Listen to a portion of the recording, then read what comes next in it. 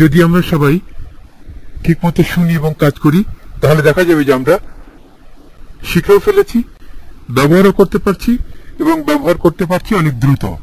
লক্ষ্য রাখতে হবে যে আমরা ফ্লো স্পিডে যে নিয়মগুলি শিখছি সেই নিয়মগুলি ব্যতিক্রম না করে চেষ্টা করতে হবে নিয়ম পালন করতে। আমরা শেষ 6টি আশা করি শিখে ফেলেছি। আমরা এখন শেষ 6টি থেকে বানান করব। যেরকম জুলু বানান বলবো, জুলু ইউনিফর্ম, লিমা ইউনিফর্ম, এভাবে বলতে হবে। তার মানে যেই নামগুলি আমরা শিখলাম, অর্থাৎ আমরা 26টি নাম শিখেছি, 26টি অক্ষরের পিঠে 26টি নাম শিখেছি। এই 26টি নামের বানান যখন আমরা করব তখন আমরা লক্ষ্য করব জুলু এইটির বানান করলে জুলু দিয়ে শুরু হচ্ছে, নামটি দিয়ে শুরু হচ্ছে।